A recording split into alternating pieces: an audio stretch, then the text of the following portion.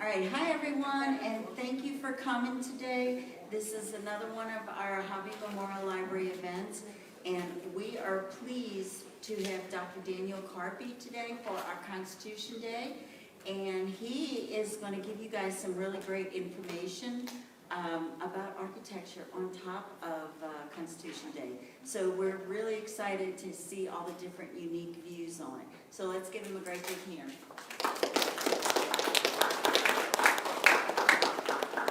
Thank you. So first of all, welcome to Constitution Day, I guess 2024. Is that loud enough? I want to first thank the library for inviting me to present today. The topic today is titled Buildings Cannot Lie, Architectural Manifestations of the American Constitutional Republic. What's this all about? My interest in architecture really began by accident in my studies in church-state studies some years ago. I realized almost by accident that when you study religion, I teach as an adjunct in religious studies over at A&M, you study theology, you study the history of denominations and so forth.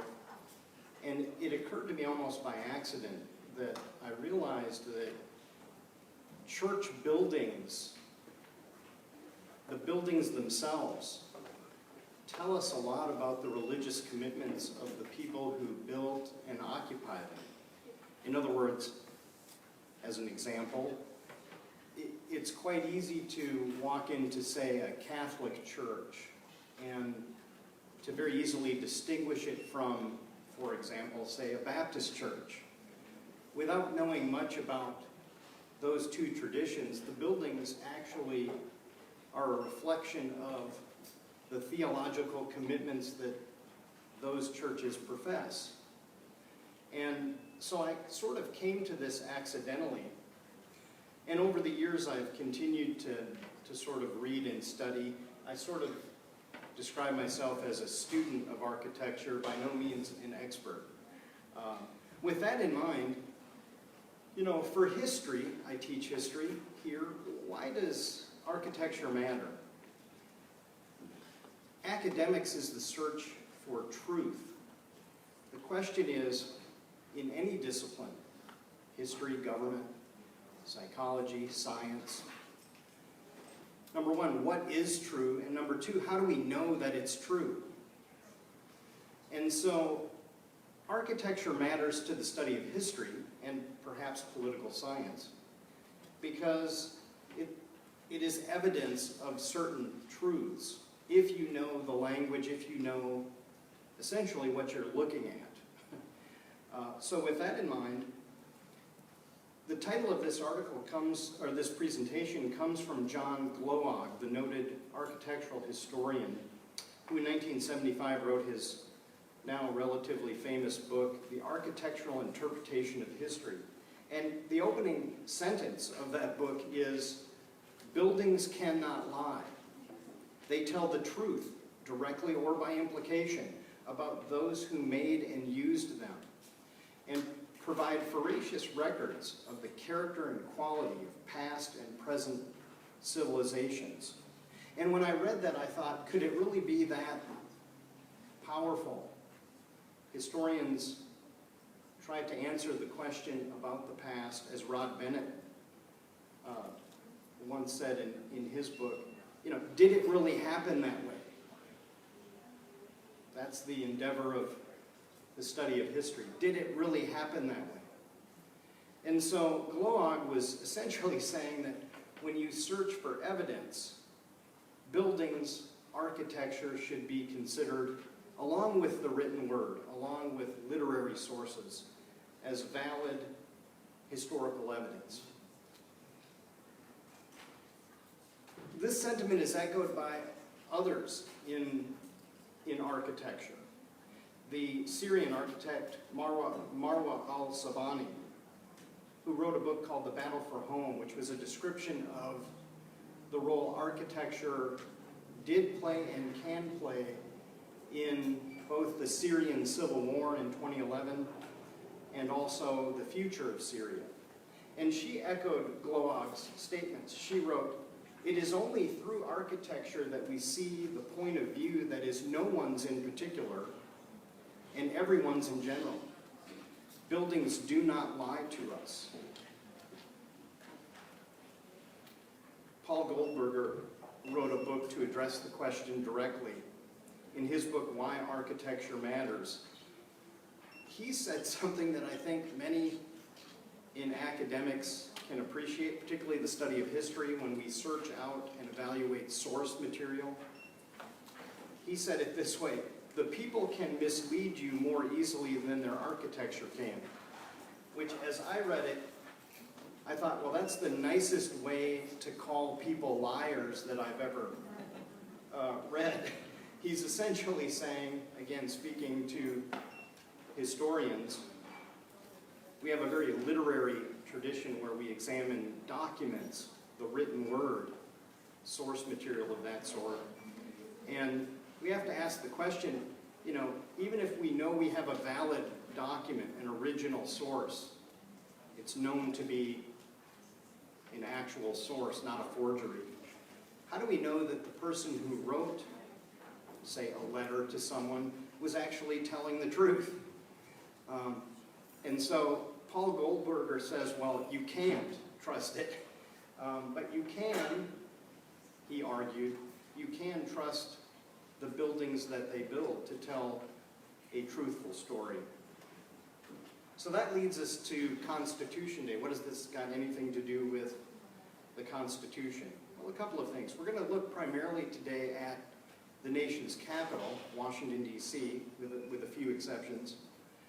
But we're going to try to put this idea to the test in terms of, what does the architecture, the city plan, the buildings of Washington, D.C. tell us about what the American people aspire to, what their political commitments are. And so we start with the actual establishment of Washington, D.C., the District of Columbia. Washington, D.C. is what is oftentimes referred to as a purpose-built capital city. That is to say, a capital city that was built, I guess you could say, from scratch, meaning from the ground up, if you will. Washington, D.C. is certainly not the only such capital. Brazil, Australia, Pakistan, India have purpose-built capitals as well. Some of them built quite recently in the 20th century. From the very beginning in the town plan for Washington, D.C., we see certain political commitments and ideas and constitutional principles. So, two to mention here: federalism, and though I didn't put it on the slide, separation of powers. The first plan put forward to design Washington, D.C. was submitted by and accepted eventually by the French engineer Pierre-Charles L'Enfant in the 1790s. As we'll see here in a moment on the next slide, when you review the city plan for Washington, D.C., you see, for example, that two of the branches of government, Congress and the executive branch, in those days on his plan called Congress and the President's House, later the White House, they would occupy in the plan two prominent hills in the district. So they were separated by some distance. The hilltops in his plan would be connected by a road later known as Pennsylvania Avenue. And in what today occupies the National Mall, along the National Mall, flanking both sides of it, would be various government buildings, bureaucratic agencies, and so forth. For you political scientists and historians, it's interesting to note in the plan, the Supreme Court didn't get its own designated location. Apparently for L'Enfant, maybe we only had two branches of government. The Supreme Court, as many of you know, had to find lodging elsewhere over the course of time. Not until 1935 would the Supreme Court get its own building. For most of that time, it was housed in the Capitol. If you tour the Capitol today, they've preserved the Supreme Court building from that time period. So for most of the 19th century until 1935. So here's the plan. And I know on the slide, you'll forgive me, I don't know how it looks on the television screen, but you'll notice, for example, that the two most prominent places would include the President's house, which is part of a great lawn, that big block area there, connected by Pennsylvania Avenue to Capitol Hill. The mall, the National Mall, although we didn't call it that, is clearly visible here, right? This is the plan that was accepted mostly at the behest of George Washington. L'Enfant had been one of George Washington's aides during the Revolutionary War. His plan, however, sort of languished for the better part of a century. In other words, it was never fully realized, and what is today the National Mall, simply became, to some degree, a ramshackle collection of various buildings and businesses. By the late 19th century, mostly inspired by architects who had attended the World's Fair in 1893 in Chicago and had seen the great representations of classical buildings, they realized that, we need to sort of revive L'Enfant's plan and bring it into modern times, but the emphasis was on classicism. So you can see in the McMillan plan, named for Senator James McMillan of Michigan, you can see the basic outline of the original plan. And of course, obviously the McMillan plan has been altered as well over time. The National Mall today is pretty much filled with buildings. They don't have any more space to put any more buildings or monuments. So it's I guess in that sense it's been realized. What about the buildings themselves, aside from city planning? First of all, let me just say right off the bat here, when you go to Washington, D.C., classical buildings are not the only buildings, the building style that define Washington, D.C. I don't mean in this presentation to suggest that we only have classical buildings in our nation's capital, but it's clear when you're there that the most prominent, important, and most visually stunning buildings are ones that follow a classical form. And by classical here, we're referencing ancient Greece and Rome. And so one author, Emily Cole, writes this, in part I'll quote, "The neoclassical movement in the United States," she dates 1780 to 1860, "was closely linked to its political status as a new republic. Jefferson, as in Thomas Jefferson, recognized that the buildings of Greece and Rome provided perfect models for state and federal buildings." And a large part of the realization of that classical motif is because of the influence of Thomas Jefferson. So by classical, what is maybe one thing that we can say as a defining element? Certainly the most visible reference to classical architecture would be the columns that you often see on building porticos and colonnades. In ancient Greece, there were three classical orders, as they came to be called. The Ionic order, the Doric order, which would be to your left on the screen, the most simple form.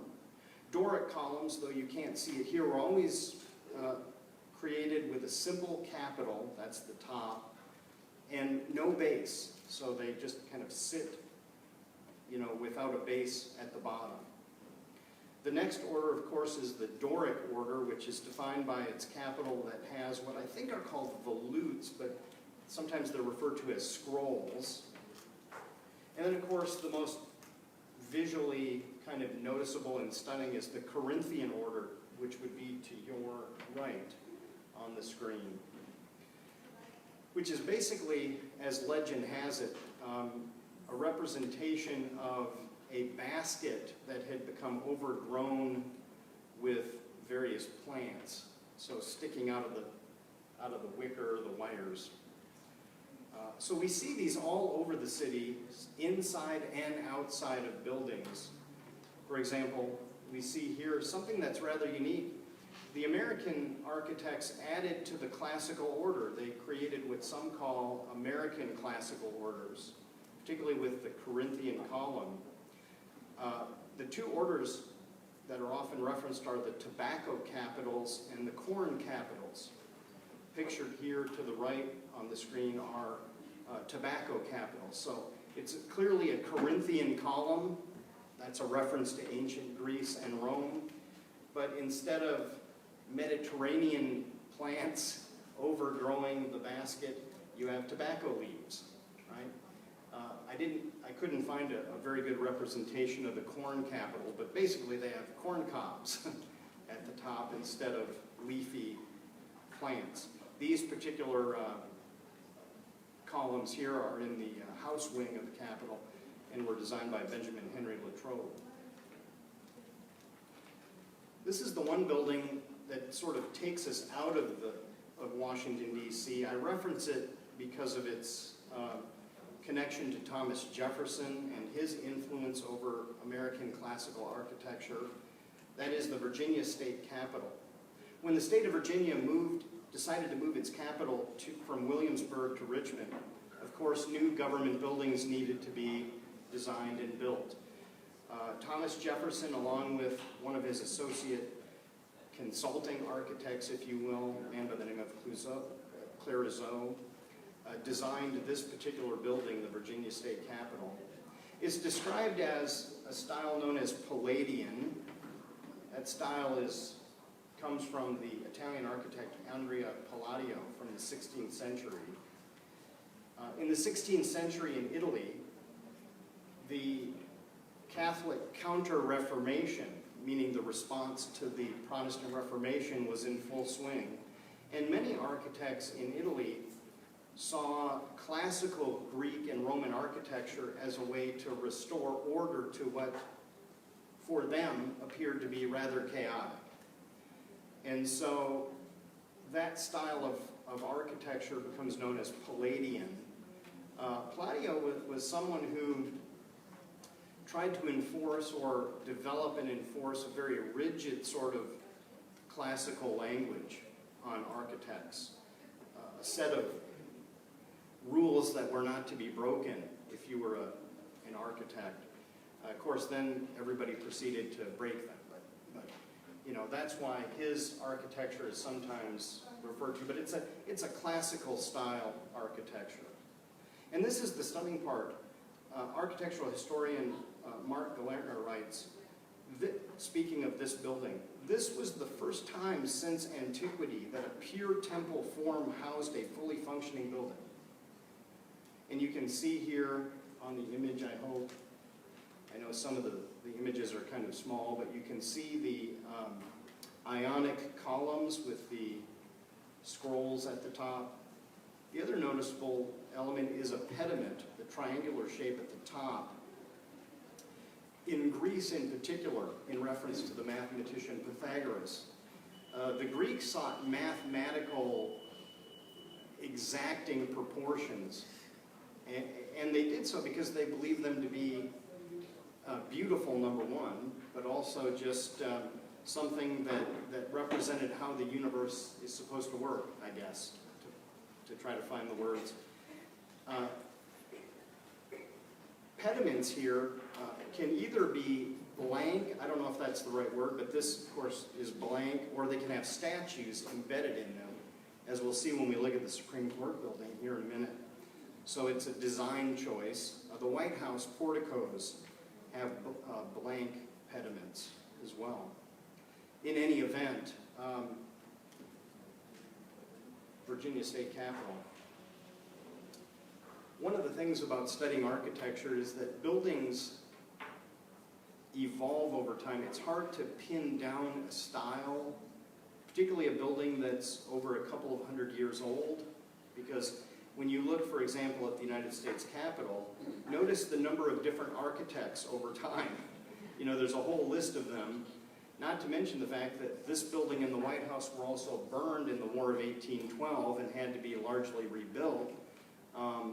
So sometimes it's hard to know, you know, the language can be, I think architects use the word eclectic. I was thinking muddled, but eclectic simply means a building can have multiple styles included in it over time. So this is generally recognized as a classical style. In its original design, the dome on top was similar to the Pantheon. It was what's called a low dome, which was a classical motif. The dome that you see today was finished, it was constructed during the Civil War and finished, I think, in 1865. So that's actually a new addition. But the motif is clearly classical. You can see the colonnades on various levels with, I believe they're Ionic columns. So there's clearly a language there. Above each of the windows you see some pediments. Again, that's part of the classical language.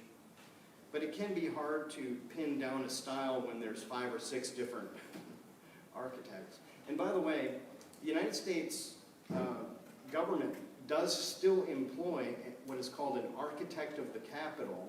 Many of the people on this list are former architects of the Capitol. We have an entire government agency designed to maintain and, if need be, revise or renovate the various buildings under their purview, including, say, I think would be included Congress, the Supreme Court. I think the White House is under a different sort of architectural arrangement, but be that as it may, a lot of different people giving their interpretation of what a building should look like, a government building. Let's take a look at the United States Supreme Court building. Of course, as I mentioned earlier, finished in 1935, the architect Cass Gilbert. You can see here that classical styles, you see the colonnade in front. The pediment includes statues. This image doesn't allow us to see what they are, but a close-up view would show essentially what they are as lawgivers. Included are Hammurabi, Moses, and others, you know, within that pediment. So it's a celebration of not one particular lawgiver or one group, but just, you know, kind of throughout history, notable lawgivers from various cultures and civilizations. One of the things to note here is the Corinthian column. One author, Michael Curtis, explains the importance of the Corinthian order, and you do see quite a lot of it around the buildings of Washington, D.C. He writes, the Roman Corinthian is associated with stable government. Now, I highlight that for the fact that I just want people to understand these architectural elements are done by choice for a reason. They symbolize something. If you don't know much about architecture, the point would be lost on you. In other words, you would say, wow, that's a stunning, beautiful building, which it is. But the point of what is meant to be said by it would be lost on you. So, you know, I highlight the fact that these choices are made to send a message, not just make the building look good, right? The White House, again, look at the list of architects. That tells you this is going to be a troubled story for a building. It's going to go through a lot of revisions, right? The original designer was James Hoban. He won the design competition. James Hoban was an Irish immigrant who he had designed the original winning plan along the lines of an English country house. So if you try to imagine the building as it's shown here, but take away the colonnade and the pediment, which were added later. So, you know, obviously there were additions. The colonnade, which is clearly a classical motif with Ionic columns and a blank pediment in this case. But that wasn't the original design of the building. And I think what it says, and this is my take on it, I don't know if this is right, but, you know, kings live in palaces, presidents live in houses.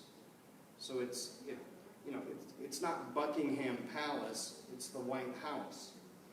That's meant to say something about American political commitments, how we understand executive power, for example. So I guess an English country house would be an appropriate motif for the president's house, but they dressed it up a little bit over the years with classical architecture. Now the next two examples are utterly stunning. It is really hard to miss the language here. Once you see it, you can't unsee it. We're going to look at the Jefferson Memorial and the Lincoln Memorial. So this is an image, of course, of the Jefferson Memorial, designed by John Russell Pope, completed in the mid-1940s. It is modeled after the Pantheon in Rome. So I want you to commit this image to memory. I know all of you have seen different representations of this. I mean, this shows up in movies, and you know, we see this building quite a lot, mostly during cherry blossom season. This building is located on the tidal basin, and when you walk to it along the promenade, that's where the cherry blossoms are, and you have to kind of walk under them. Most of the time, you know, they don't look the way they normally look, you know, with the pink flowers, but so this building is quite famous, I think, because of the cherry blossoms. It's just a wonderful image. But commit it to memory. You're looking here at, this is an example of a low domed roof that I referred to, which was originally kind of the preference for the U.S. Capitol building. It had a low dome on it. You have the classic columns there. So take a look at that. And this is the actual Pantheon in Rome, Italy. One of the most important buildings in Western civilization. It's still there. It's been there for nearly 2,000 years. Commissioned by the Emperor Hadrian, Pantheon means home of the gods or temple of the gods. It's a place where they housed the gods, literally. Along the inside of the circular building, there are niches that held the various statues to various Roman gods. One of the mysteries of this building, apparently, and this is a bit of an aside, but it's kind of interesting, is that the site on which this building was built had once held a previous Pantheon that was destroyed. The original building was designed by Marcus Agrippa. When Hadrian essentially rebuilt the building, he put in the entablature, if you look on the entablature, he put Marcus Agrippa's name. This is not something Roman emperors were inclined to do. Usually when they built a monument or a temple, they put their name on it. You know, you don't put the other guy's name on it. And so architectural historians have apparently had something of a conversation over the years about, you know, why would he have done that? I guess that's an aside, but you know, it's another example of sometimes they just wrote on the building, this is what we mean, this is what we find important. So again, just to compare the two images. By the way, in the Jefferson Memorial, instead of niches carrying or holding Roman gods, along the inside of the oval of the round part of the building, on the inside when you walk in, along the walls are etched in stone some of the writings from Thomas Jefferson. So instead of statues, they have words written by Thomas Jefferson. Of course, you can see Jefferson, the statue of Jefferson's right in the middle of the room there. Next, of course, the Lincoln Memorial. Glarner observes that by the 1920s, tastes were changing. He says, for example, that the traditional styles had clearly begun to run out of steam. If you're an architect, how many different ways can you interpret a Greek temple? How many different ways can you design a Roman colonnade? I think that's what he's sort of getting at, that, you know, for many architects, it seemed like the same old the same old problem of how does our building stand out, right? What can we do that hasn't already been done? And so what he describes here is that in order to maintain kind of the classical language, in this case of a memorial in the nation's capital, many architects began, like Henry Bacon, began to develop what he terms a stripped down or stripped classicism. In other words, taking the classical form and reducing it to almost a modern building of sorts, but keeping the same language. And so, you know, if we look at the building here, again, this is a building that's well known to Americans, the Lincoln Memorial. You can see the obvious language is classical. This is a temple form. It's specifically modeled after the Parthenon in Athens. And once you see the comparison, you can't unsee it. Not to say that it's a carbon copy, but it's clear that, you know, there's a certain classical inspiration here. Of the actual Parthenon in Athens, built in 438 BCE, commissioned by Pericles, one author, Emily Cole, says this of the architects that had designed and built this building, that the building and their design came to represent Doric architecture at its zenith, the architects having achieved a perfection of proportion realized neither before nor since. And so clearly, the one thing that this design doesn't have that the original building would have had would be pediments, for example, right?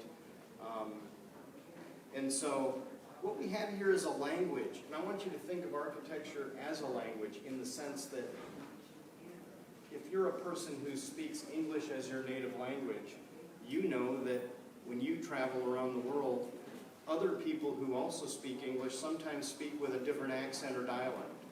Same language, but very often different in some ways. Architecture is very much like that. It's not an exact, you know, it's never intended to create an exact replica. But when you see it, the language speaks the same, I guess is the best way of describing it. This leads me to my last point today, and maybe not point, but rather my last observation.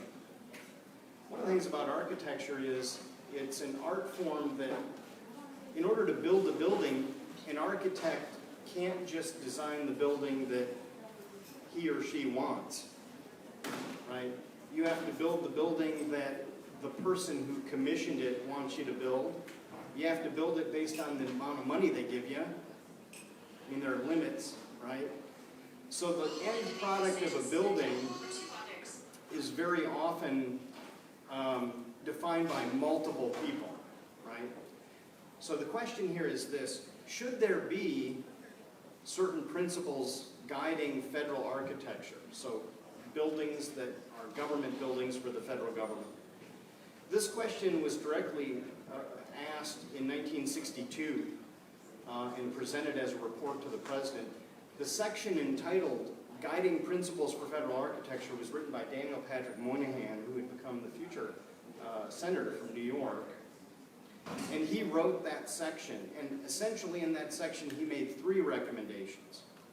And I won't read them all, but just to summarize them. Number 1, he writes, the policy shall be to provide requisite and adequate facilities in an architectural style and form which is distinguished and which will reflect the dignity, enterprise, vigor, and stability of the American national government.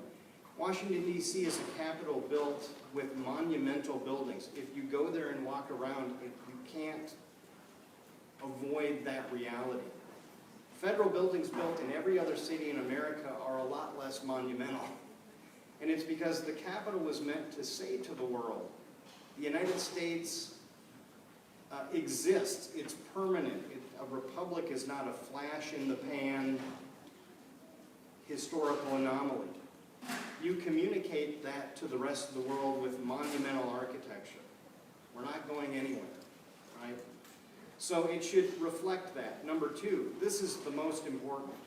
the development of an official style must be avoided. Right? In other words, the government shouldn't mandate this is how you build buildings in this style. And then finally, landscape and location matter. Where a building sits, how people interact with it in, say, Washington, D.C. matters. Now, the last point I'm going to make is, but this still remains something of a controversy in spite of those recommendations. By mid-century, with the advent of modernist architecture, pictured here is the headquarters for the Department of Housing and Urban Development by Marcel Breuer. This is called brutalist architecture. Its hallmarks are basically exposed concrete and glass with no ornamentation, right? And many people, again, looking at that style of architecture, you see it in the FBI headquarters, you see it in the Department of Education building, they would say, well, that doesn't communicate the ideas that we think buildings in the nation's capital should communicate. So there was something of a controversy over the last few decades regarding whether there should be a mandated style. More recently, and my last point is this, there have been recently, last year, 2 efforts to codify classical architecture into law. In other words, when the federal government builds a building, it must comply with a basic classical style or motif. And I've listed those proposed bills. Each of them, Senate Bill 1934 and House Resolution 3627, they have been introduced, they've been read and sent to committee, and that's it. They haven't gone anywhere. That doesn't mean they won't, but it reflects a political debate over should the federal government just say this is the style of architecture, you know, period, full stop. Or should, as Daniel Patrick Moynihan said, we should avoid doing precisely that. So thank you very much. That's my presentation. If you have, we have a few minutes for questions if you have any. Let me get my regular glasses on. I've never gone to Washington, D.C., but you said that the Jefferson monument or memorial, whatever, is domed. Weren't they worried that this would equate to we're putting this particular president above everyone else because of what it, you know, the dome part? Some have reacted to certain elements, you know, to put Jefferson in what is clearly the a Roman pantheon, a house of the gods, and then put a big statue of him right in the middle. Okay, yes, some people have found that to be difficult. If you look at the dome in the U.S. Capitol, if you walk into the rotunda and look up, the famous painting called The Apotheosis of Washington, where Washington is being lifted into heaven by cherubs, you know, almost godlike. Apotheosis meaning becoming God. Many people have had some difficulty with that on the basis of their religious commitments, that you should never celebrate a human being that way, even if he is George Washington. I don't know that this was a big debate among architects. I simply don't know. But I have run across, you know, in reading opinion columns and things, some people have objected to that sort of, let's call it deification of a person, even someone who's worthy of honor in terms of their accomplishments in this world. So yes, but I don't know that the architects ever lost sleep over it. And the government clearly didn't, who was paying the bill. Maybe that's too simplistic of an answer, but the person paying the bill usually probably gets the building they want. So I hope that answers your question. It did. Just one other question. Why don't we have buildings for everybody? Meaning. Yeah, why don't we have memorials for everybody out there? Okay, well, that's one of the other questions. One of the problems with the mall is it's a limited space. Mm-hmm. And as I mentioned earlier, I believe in terms of buildings, if you wanted to put another building, most of the buildings on the mall are the Smithsonian buildings. You know, the National Portrait Gallery, the Museum of Fine Art, those are all Smithsonian buildings. There's no space on the mall itself to put a monument or a building. All the space is taken. You'd have to remove something. But there is space in the wider context for more monuments, and it does raise the question, how do we decide who should be memorialized? So some of the 20th and 21st century editions would be the Vietnam War Memorial, the Martin Luther King Jr. Memorial. Those are recent additions to the mall complex, but it is a limited space. So if you mean putting memorials in the National Mall, there's not a lot of space left for that sort of thing. So it raises the question, you know, who deserves such a prominent place? Yeah. Talks about our history, who was most important. Right, I mean, the monuments we place there say something about us too, right? Yes. Any other questions? Yes. What was the significance of them finishing the Capitol Dome during the Civil War? Isn't that kind of a gutsy thing to do? You know, it is odd, significant in this sense that in the context of what is really the, you know, in its day, it's the largest war in the history of North America, right? Just our little part of the world. You know, it does reflect perhaps, one historian I read, I'm trying to get the man's name now, forgive me, but he said, you know, for the Union to be at war, and while doing that, they build a transcontinental railroad and remodel the Capitol, they must have been confident in their likelihood of winning. In other words, I don't know myself the story behind that decision, but the context of it being during the war, you know, is kind of odd. Because it's a major public expenditure, it takes government resources at a time when, you know, presumably you don't have any to spare. So many people have kind of made that same observation. It is kind of strange, the timing of it. I don't have a better answer than that. I thought maybe Lincoln weighed in on it at one point and said, you know, somebody must have asked that question. Why are we bothering finishing this when we may not even make it through the war? I mean, that was... Right, right. Yeah, I guess I wouldn't know, I'm sorry. Yeah. Yeah.